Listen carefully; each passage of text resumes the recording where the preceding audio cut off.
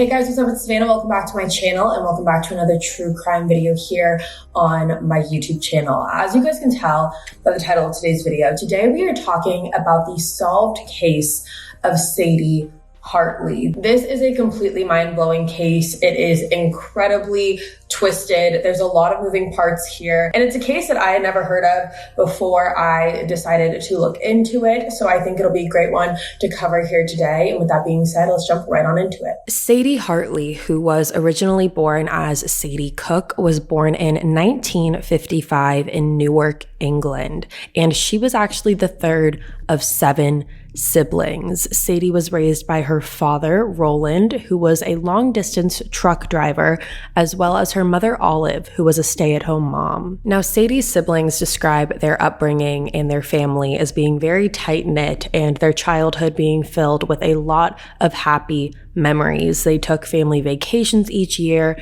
and they really bonded together as a family. Now, Sadie's parents really pushed all of their children to do their best in every facet of their life, especially their education. Now, Sadie attended Lily and Stone Girls Grammar School and absolutely excelled there. And after that, she then went on to complete a biological science degree at Brighton University. Now, after graduating from Branson, Sadie then went on to get a job at a pharmaceutical company called Janssen, where she worked her way up in ranking there. Then in 1981, Sadie ended up meeting an advertising director named Gary Hartley. Now, Sadie and Gary really hit it off, and the two of them actually ended up getting married. 10 years into their marriage, the two of them had their first child together. They had a son named Harry, and shortly after that, just 1 year later, the two of them also had a daughter whom they named Charlotte.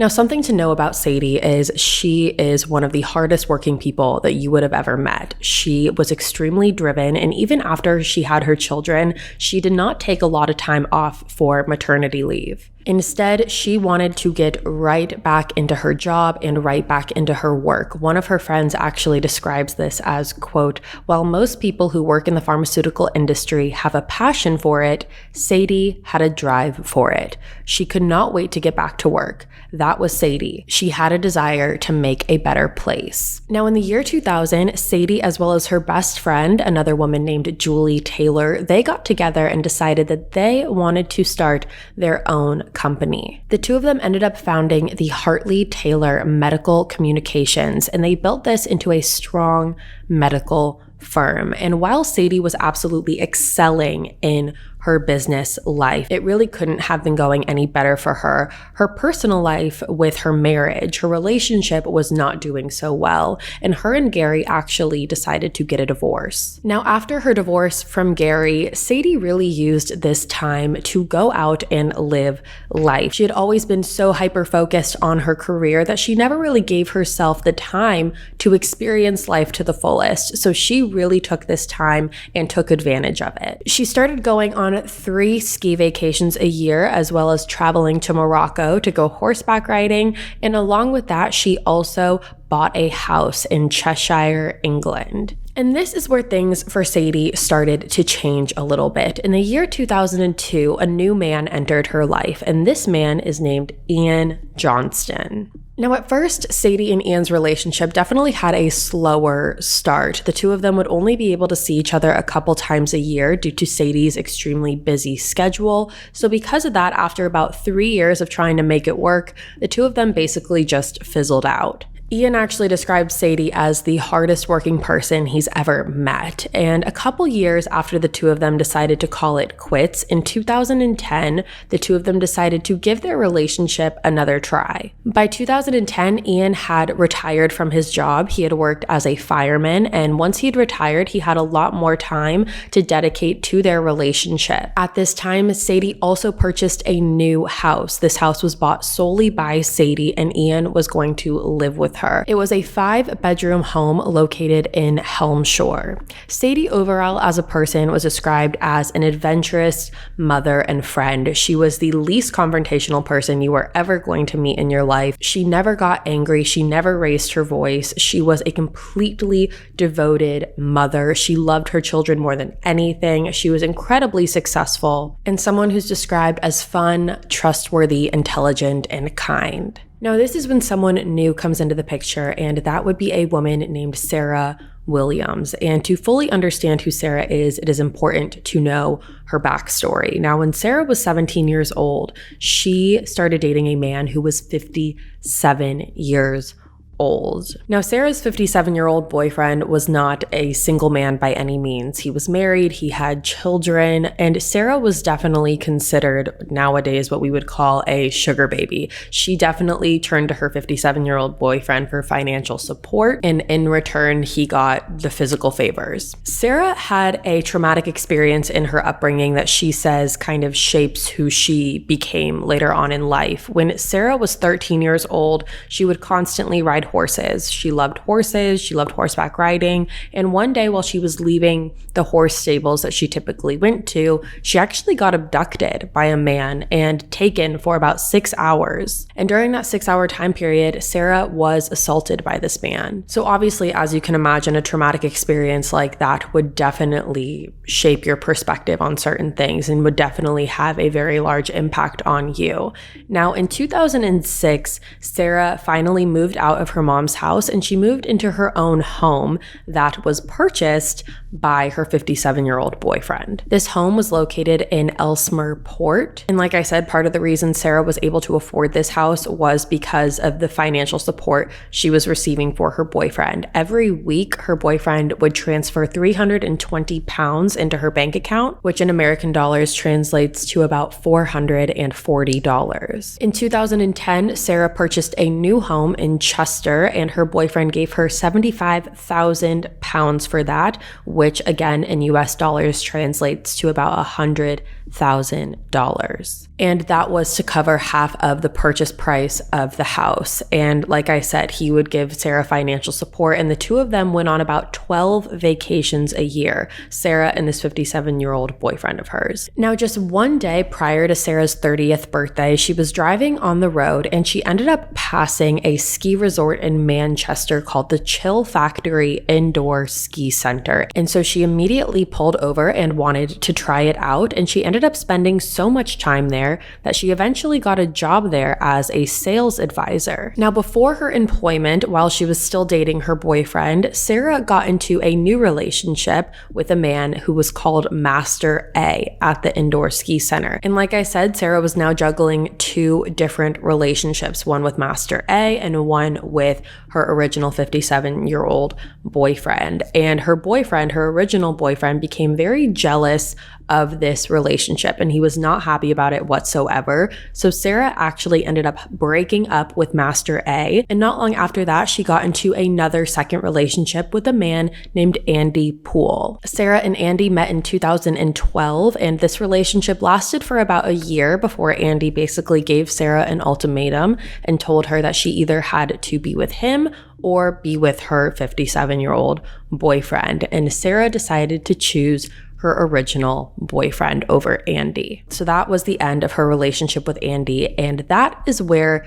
Ian Johnston, Sadie's boyfriend, comes into play. Ian Johnston and Sarah Williams met in 2012 while working at the ski resort. Ian was an instructor at the ski resort and offered to give Sarah some lessons. However, instead of actually giving her skiing lessons, the two just exchanged phone numbers and started dating instead. Now, there is very differing opinions from both Ian's end and Sarah's end on what this relationship actually was. Now, while Sarah says that this was dating, this was a relationship, she was really, really interested in Ian, Ian simply saw this as a purely sexual relationship, purely for what he says entertainment, and he did not see it in any serious way whatsoever. And if we're looking at this timeline, you might be wondering, I mentioned earlier that Sadie and Ian decided to give their relationship another shot in 2010, and Ian and Sarah are meeting in 2012. Ian and Sadie had always had an on and off relationship, and during the time that they were off is when Ian said he originally met Sarah. And Sarah and Ian's relationship, whatever that was, only lasted a month before Ian decided to cut it off because him and Sadie got back together again. So just to clarify, Ian's story is that during the time that him and Sadie were off, he met Sarah, and then once him and Sadie decided to get back together,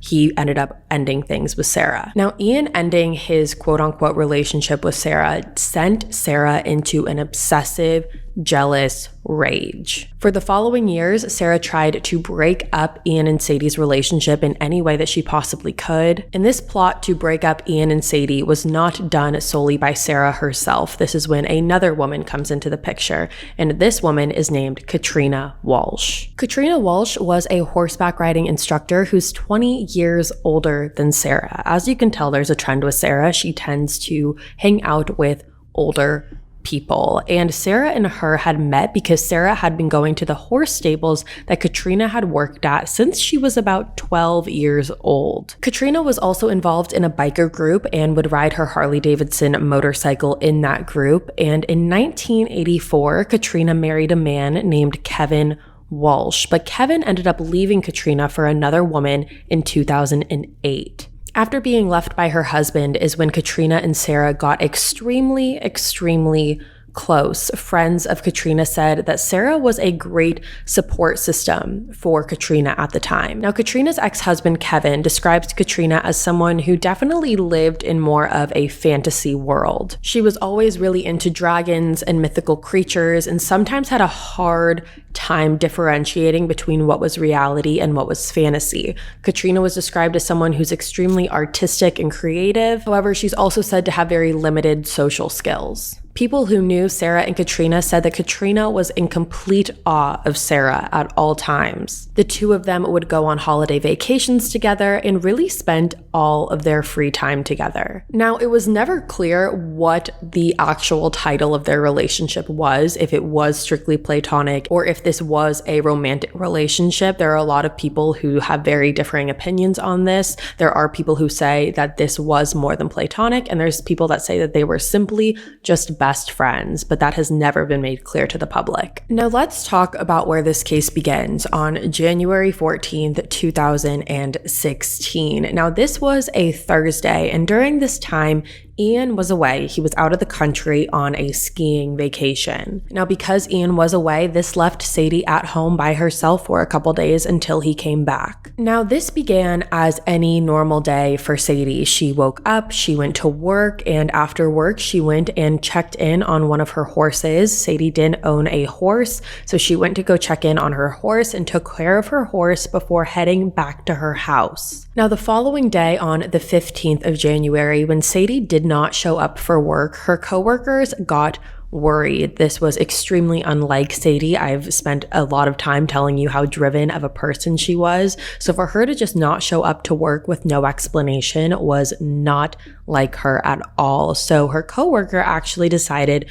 to call the police after not being able to get a hold of her and asked the police to do a wellness check on Sadie. Now, when the officers arrived to Sadie's house and no one answered the door, they ended up letting themselves in, and when they did, they discovered Sadie's body lying on the floor after what appeared to be a gruesome and brutal attack. Let's talk about BetterHelp. Now, if you guys know me, you know I'm a huge advocate for mental health and getting help when you need it. And BetterHelp has never made it more easy and accessible to get the help that you need. If you've never heard of BetterHelp before, BetterHelp is an online counseling service that provides you with professional counseling in the comfort of your own home. Once you sign up with BetterHelp, all you do is you take a quick online survey, and based on the results of your survey, BetterHelp will then match you with a counselor that is best deemed to fit your needs. BetterHelp has counselors that specialize in all different areas such as anxiety, depression,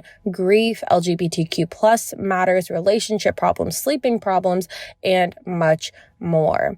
If you're a match with a counselor that you feel like is not best deemed for you, you will be able to switch your counselor at any time for no additional cost. BetterHelp is available worldwide, and financial aid is available for those who qualify. And if you want to sign up with BetterHelp today, you can do so and get 10% off your first month by going to betterhelp.com/instinct. Again, that is just betterhelp.com/instinct for your first month using BetterHelp. I have been using BetterHelp for for a very, very long time now, and I have also gotten a lot of my friends on BetterHelp too, and it is such a service that we are all very grateful for. So I know you guys are going to love it. So again, that is just betterhelp.com/instinct. You know what's not fair? The fact that Netflix hides thousands of shows and movies from you based on your location and then has the nerve to increase their prices on you. That's right. They've just raised their prices once again. Now you could just cancel your subscription in protest, or you could be smart about it and make sure you're getting your full money's worth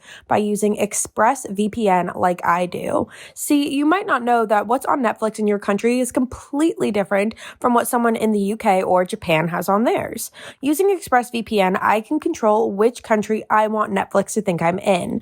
ExpressVPN has over 90 countries to choose from, so every time I run out of stuff to watch, I just switch to another country to unlock new shows.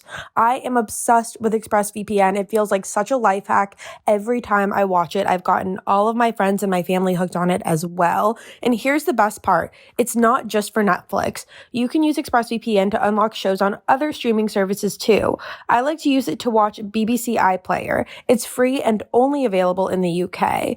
ExpressVPN is also super fast and works on your phone, laptop, and even smart TVs. So you can watch your shows on the big screen with zero buffering.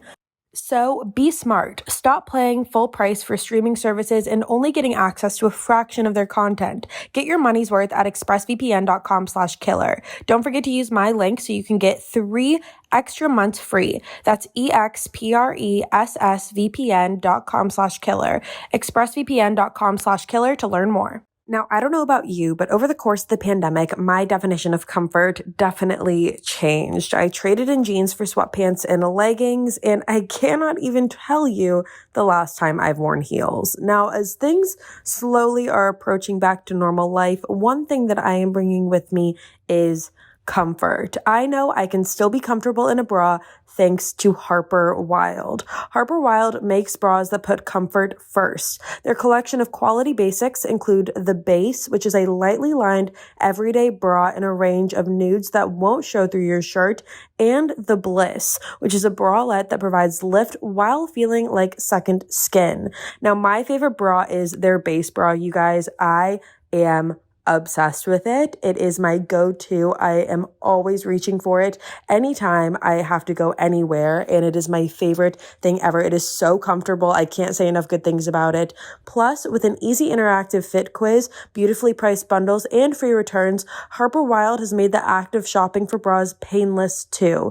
You can even get a handy bra recycling kit with your purchase, so you can say goodbye to your old bras sustainably. Harper Wilde makes everything about bras better. Stay in your comfort zone. Go to harperwilde.com/killer today so you can get 20% off your first purchase, because the only thing better than a comfortable bra is getting a discount just for being a Killer Instinct listener. That's 20% off at harperwilde.com/killer, harperwilde.com/killer. Now, if you are someone who dreads looking at your credit card statements, you're not alone. Debt can feel absolutely crippling, but Upstart can help you on your path to financial freedom. Upstart is the fast and easy way to pay off your debt with a personal loan all online.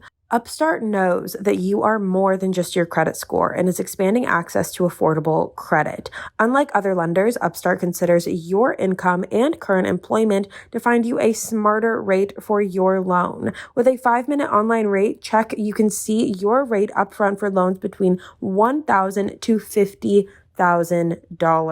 You can receive funds as fast as 1 business day after accepting your loan. Find out how Upstart can lower your monthly payments today when you go to upstart.com/killer. That's upstart.com/killer. Don't forget to use our URL to let them know that we sent you. Loan amounts will be determined based on your credit, income, and certain information provided in your loan application. Go to upstart.com/killer. After an autopsy was performed, it showed that Sadie had been stabbed 41 times, as well as being tased with a stun gun. Now, the first thing that authorities did after finding Sadie's body was inform her children as well as Ian. And Charlotte, Sadie's daughter, had actually just gotten engaged the day prior to her mother's murder. Now, after speaking with Ian, it did not take long for authorities to think of anyone who could want to hurt Sadie. There was an obvious obvious person who could have possibly wanted to hurt Sadie, and that was Sarah Williams. Very quickly, suspicions rose, and Sarah Williams was arrested 3 days after the murder on January 17th, 2016. Now, the following day, on January 18th, 2016, Katrina Walsh was also arrested for the murder of Sadie Williams. Now, you may be sitting here wondering how authorities had enough evidence to put all this together, how they were able to prove that Sarah and Katrina were responsible for this. So let's break it down. Now, authorities learned very quickly that Katrina and Sarah had been plotting Sadie's murder for 18 months prior to her death. Authorities also learned that in September of 2014, Sarah had sent Sadie a very threatening and cryptic letter that I'm actually going to read you an excerpt from. Quote, "Dear Sadie, I think you should know that Ian has been cheating on you for over a year. He has been having an affair with me since he returned from Camp Suisse in August 2013. In his own admission, Ian is not in love with you. He never has been, and he never will be. The lack of any form of chemistry or spark between you two has been mentioned several times by different people who have no vested interest in either of you. We have been sleeping together and everything else that goes along with it, week in and week out for some considerable amount of time now. Have a look around the house. There's plenty of my things around the place. Has he even changed the sheets since we were there the last time? The sex is unbelievably fantastic, the best he's ever had by a really, really long way. We have never been able to get enough of each other. Should you choose to talk to him about this, bear in mind it was not a one-off, an accident, or mistake, or any other form of an excuse. This was a choice made freely over and over again for more than 12 months now.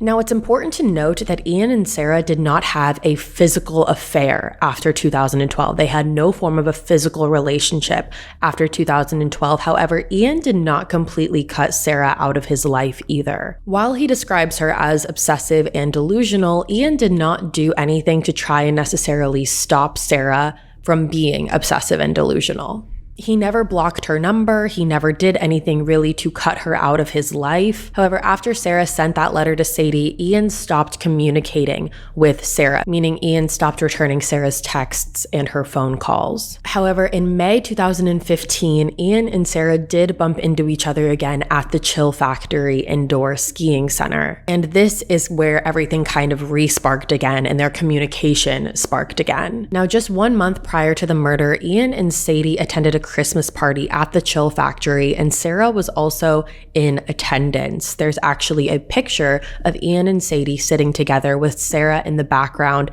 and it's incredibly eerie because at this point, Sarah had been planning Sadie's murder for months. But what Ian didn't know at this time was that for about a month leading up to this Christmas party, Sarah had been tracking Ian's every move. Sarah had purchased a GPS tracking device and placed it underneath Ian's car. That way she would be able to know where he is at all times. And just to strengthen the fact that Ian never really tried to cut Sarah out of his life, just 10 days prior to the murder, Ian and Sarah were sending very explicit texts to each other, explicit pictures. So even though there was no physical contact between the two of them, they weren't texting just about how each other's day was or anything that was platonic or friendly. It was very sexually based. Now, along with this, after Katrina's arrest, authorities went to her place of work as well as her home. And when they did that, they found diaries that Katrina had kept. And these were diaries that Katrina had kept over the course of years. Now, finding these diaries was really the smoking gun to this case because when authorities looked through the diaries, they found that Katrina had basically wrote about the planning of this murder. And the diaries were the way that the authorities were really able to keep track of how long Sarah and Katrina had been planning this. Now, I'm going to read you some of the entries from these diaries, and you'll notice that when I do, Katrina talks about this almost as if it's a game. The language that she uses, the way she says certain things, and that goes back to what Katrina's ex-husband, Kevin, said about her was that she lives in this fantasy world. She's not really clear on what's fantasy and what's reality. In September 2014, Katrina wrote an entry that said, quote, "Sarah came home, so we got caught up in endless murder plots for Ian's other half." In June 2015, she wrote, "We're also seriously talking of getting rid of her opponent. I agree, it's probably a good play. She does seem to be a totally evil bitch." August 2015, she wrote, "Wow, I may get to be instrumental in helping remove the awful woman. This may happen. Wow, I am unexpectedly excited by it. I have no moral qualms. Just as serious, don't let us get caught." Now in September 2015, Katrina wrote about an idea that her and Sarah had in order to cover up the murder, and that idea was to place an ISIS flag at Sadie's home after the murder to make police think that this was some sort of ISIS attack. December 2015, just 1 month before the murder, Katrina wrote, "I will get a trip to Germany out of this. Took ages to wind down. All of the excitement of plotting the perfect murder." End quote. Authorities also learned through these diary entries that once the GPS tracking device was placed under Ian's car, that tracking device was how Sarah and Katrina were able to figure out where Ian lived. And once they figured out his address and Sadie's address as well, they drove by it multiple times to scope out the house. Sarah even went to the extent of purchasing a second car with a faulty license plate. That way the car would not be able to be traced back to her. And not only that, a week prior to these murders, Katrina hand-delivered a bouquet of flowers to Sadie's front door and gave them directly to Sadie. And again, the purpose of this was to further scope out and case the house. Katrina physically handed over flowers to Sadie, and what Sadie didn't know is that she was accepting the flowers of a woman who was plotting her death. Now, along with that, police learned that Sarah and Katrina had traveled to Germany in order to buy the stun gun that they used to paralyze Sadie. They went to Germany in hopes of it not being traceable. However, police were able to pick up surveillance footage at the store of them purchasing it. Authorities also discovered the stun gun and kitchen knife that was presumed to be the murder weapon at the horse stables that Katrina worked at, hiding underneath a pile of dirt. And surprisingly enough, Katrina was actually the one that led them to the murder weapon in order to gain some leeway in her sentencing in all of this. Now, when searching for any DNA evidence throughout Sarah's home, authorities found the home to be scrubbed from top to bottom with bleach. However, after a lot of inspection, they discovered small pieces of DNA on Sarah Williams' bathtub, as well as DNA on Sarah Williams' glasses. And both of those DNA samples were linked back to belonging to Sadie Hartley. Now, having this DNA, having the physical DNA, really gave authorities all the evidence that they needed to go ahead and charge Sarah and Katrina. Now, it was said that after Sarah was first arrested, her demeanor was cool, calm, collected. However, after they got a hold of Sarah's cell phone and were able to ping her phone to be at Sadie's house at the time of the murders, that is when she completely shut down and would not answer any questions, and she answered everything with no comment. Now, July 5th, 2016 is when this trial began. And now in the trial, it was revealed that there were 30 text messages exchanged between Ian and Sarah in the 10 days leading up to the murder. It was also during the trial that Ian was informed that he had been removed from Sadie's will. And this was a very, very shocking thing for him to find out. He had absolutely no idea, and he found out while he was standing on the witness stand after being asked if he was in Sadie's will. This was a big deal for him because not only did he not have any financial support because Sadie was really the breadwinner in the family, it also meant that he was not going to be able to live in the house that he and Sadie had lived in. Now, both Katrina and Sarah pled not guilty to charges for murder, and the trial lasted a little bit over a month. And on August 17th, 2016, Katrina and Sarah were both found guilty of murder. Sarah Williams was sentenced to at least 30 years to life in prison, whilst Katrina Walsh was sentenced to 25 years to life in prison. Now, you may be wondering, where does Ian lie in all of this? Because there are a lot of people who have questioned his involvement, his possible involvement, from the very beginning. However, he was ruled out by authorities very quickly. Not only was he out of town at the time of this, however, after speaking to him directly, authorities believe that he had absolutely no idea that this was going to happen. Now, regardless, there are still people who believe that Ian instigated all of this by provoking Sarah simply by just continuing to engage with her and not cutting it off. A quote from Ian is, quote, "There's obvious responsibility because in its simplest forms, if I'd never met Sarah Williams, she wouldn't have been in this position where she would go ahead and murder Sadie. I'll never know what her motivation for that is. She decided to do that. It's very much her responsibility. How I absolutely wish I had never met her. I didn't for 1 minute feel or have any inkling that any of this had been planned. Even if I had, I've been assured by police that there's nothing I could have done to stop this. I should have had more sense. The remorse I feel, the objective horror that's happening, and the consequences of meeting her. I just will regret it forever, end quote. And he also went on to say, quote, if anyone wants to blame this on a few ridiculously bloody texts, then it's just outrageous. There was nothing I could do to force or stop this. I wasn't culpable in the death of Sadie. End quote. I do think that even though there is no way that Ian could have ever thought that this was going to happen or predicted this, it is a little silly to say that he doesn't know what the motivation behind Sarah killing Sadie was. Obviously, the motivation behind Sarah murdering Sadie was so Sarah could then get closer to Ian. It's very simple. Now, when it comes to Sadie's children, they have not communicated with Ian whatsoever since the moment they found out that their mother was murdered. And I think that that's very telling. And I think that because this is a man that their mother had been dating on and off for 10 years. And after she was murdered, for them to just not say anything to him, I think that's very telling on Ian's character. Meaning I think it speaks volumes to what Sadie's children think about Ian. In its simplest forms, Ian should have stopped any communication with Sarah from the moment he decided to become serious with Sadie. It's not rocket science. Even if nothing else, he should have stopped communication completely after Sarah sent Sadie that letter. That letter should have given Ian the idea that this was not going to end well if he continued with Sarah, and that Sarah, clearly, as he knew, was obsessive and delusional, has now gone borderline psychotic. But that is the case of Sadie Hartley, and I am very interested to hear what you guys have to say about it. All right, you guys, that is going to be all for me today. Thank you so much for tuning in to another true crime video here on my YouTube channel. I cannot wait to hear what you guys have to say about this one. Let me know in the comments below. And with that being said, that is all for me today. If you're new here, hi, my name is Savannah. I make videos a couple times a week. You should subscribe and join the family. I love you guys so much. I'll be back in a couple days with a brand new one. Bye, guys.